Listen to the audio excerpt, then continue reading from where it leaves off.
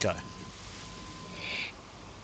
Hey everybody, Predator Prime here, and welcome to part 2 of the fanfiction collab between me and Black Ice SL. I like how you say collab, like collab. I can't say it right, I'm afraid. But anyways, on to some more serious matters. This is part 2. This will contain chapters 2, 3, and 4. Yep. So without further ado, let us get on with it. Chapter 2, A Glorious Defeat. We open to Shulk and Alvis looking at the battle between the gang and Zanza. What is this? You just showing me a battle we just fought. No, this one turned for the worse. See for yourself. They look on. As Ryan charges towards Zanza, he is knocked back by one of his guardians. Ah! Ryan! As Ryan tries to get up, Charlotte dashes over to him, but then, out of nowhere, as Zanza Guardian appears, Charlotte, look out! The Zanza Guardian blasts her arm off. Charlotte falls to the ground, clutching the bloody stump. Enough! Zanza, stop this slaughter! Zanza looks over to her. What could make me stop now? I have all the power in the universe! If you stop this brutality, I'll join you! Both Shulks watch in horror when she says that. Fiora! No! Very well. I will stop this, but you'll need a makeover. He fires a light at her, and the Mechon armor covering her body falls off, revealing a new Hom's body. Fiora looks in shock at her at the new form she is given. Come to me. He fires a blackness at her face, which starts to taint her mind to his will. Fiora, no! She walks over to Zanza, and as she does, a white gown now covers her body. Zanza, give back my sister or you will taste my wrath. He and Ricky charge at him. Fiora stands in front of Zanza. You won't hurt your own sister, would you, big brother? Dunban stops dead in his tracks and drops his sword. As Ricky charges towards Zanza, Zanza breathes the mist at Ricky and he falls to the ground. I cannot harm my own sister when she's in your power, so I will go out without a fight. Everyone else looks in horror as the mist envelops his body. No, Dunban. Dunban then bows in front of Zanza and Fiora. I will serve you, Lord Zanza and Mistress Fiora. Dunban, you can't do this! Silence, worm, you are nothing more than a brainy mutt who makes weapons for pathetic soldiers. This is only the beginning of the bad future, Shulk. Chapter 3. Old friends, new enemies. Shulk looks at Alvis with confusion. Alvis, what's going on? This isn't how it ended! It is how it ended in this timeline. I have skipped a few months forward. He shows him a destroyed Colony 9. What is this place? Your home, Will, what's left of it. They teleport to the once bustling marketplace, now a ruined mess. What happened here? It's now a refugee camp. Ryan and Sharla lead a resistance against Zanza, and the rest have scattered to the wind. Shulk looks around for Ryan. Ryan? Ryan! He sees Ryan walking towards him. Ryan! He goes to hug him, but passes through him like a ghost. Why can't I hug him? You are invisible to them. The two follow Ryan to a tent, where Sharla is wiring her robot arm. A group of badly beaten soldiers are debriefing around about the failed mission. Right, Sam, what's the report back from Squad 4? Not good. Dunban single-handedly destroyed my squad.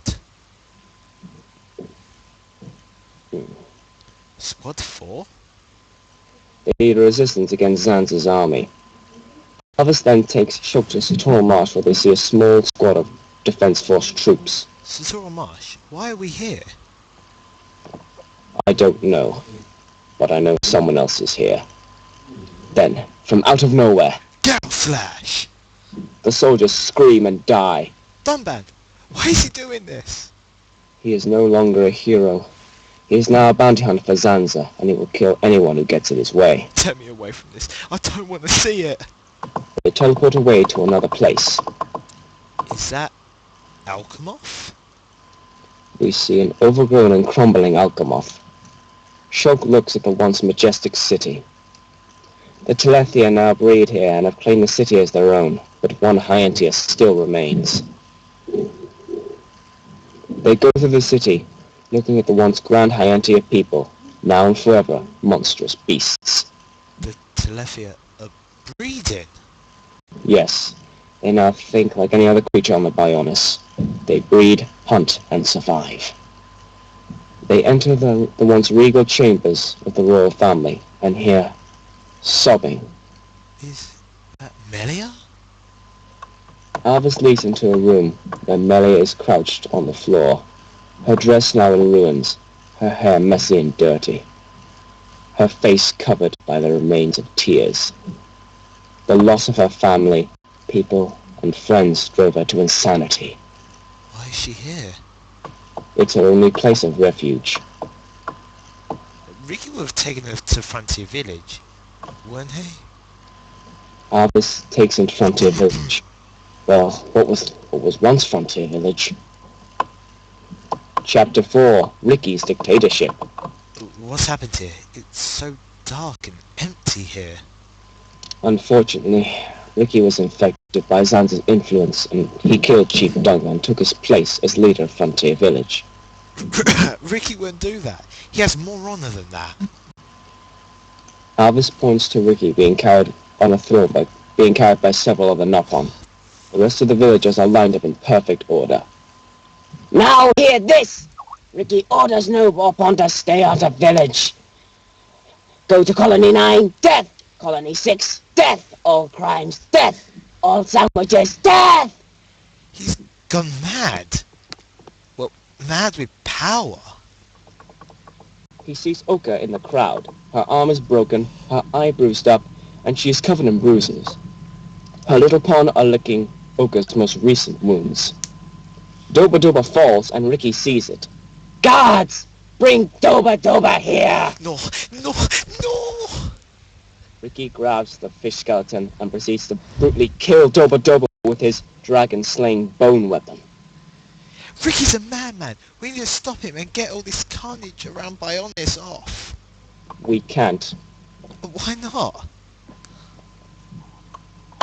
Alvis teleports into Prison Island. And end of part 2. And cut. Hold on a sec. So, yeah, so while Owen's a bit distracted, here are some, writer's notes that we thought of. With the Doka thing here, we had an idea, basically. It was originally just a random Nopon, but, Oh boy, I've got so many Skype requests right now. Hold on a second. Alright, I'll entertain the viewers and then end the video, okay? Well, it's just not... I hope that you can cut this off before it's too late. Yeah, so with this, especially with the bone slaying weapon, this was a heavily edited one. We had so many ideas put all together. We have the all sandwiches death. We needed it to have like a really funny line. We tried to make it quite gruesome as well, so that's why we have her Lil Pon licking Oka's most recent wounds. Yeah, this was a bit of a challenging one. We had to mix comedy with tragedy. It's quite... I think this turned out okay. I'm quite glad with these last couple of chapters. Yeah, but... if I wasn't there because, I was distracted for 2 seconds, something fell off my desk. Here's what's going on. What's going to happen in the next few chapters is going to get a bit more gruesome, a bit more tragic. We're going to see each of these characters returning. Each of these chapters are going to be more developed in later ones.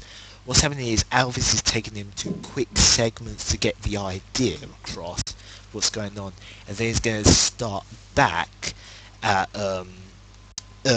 he's going to go then to Fiora, I think, and then go back to Ryan and Sharla. And so we've got quite a few things going around here. These are just little tasters of what's happening in each area before we get to the real tragedy and all that. Yes. And just a bit of a heads up, if you don't like seeing characters being offed, don't watch the rest of the series. Yeah. But, so, yeah, that's about it. Well, anyways, guys, like the video, subscribe to Black Ice SL, and also myself, because I could use a bit more support on the channel. I could do a lot more awesome stuff. So, thank you guys for watching, and stay tuned for more epic stuff like this, and more epic Transformers stuff. Peace out! sandwiches! Damn!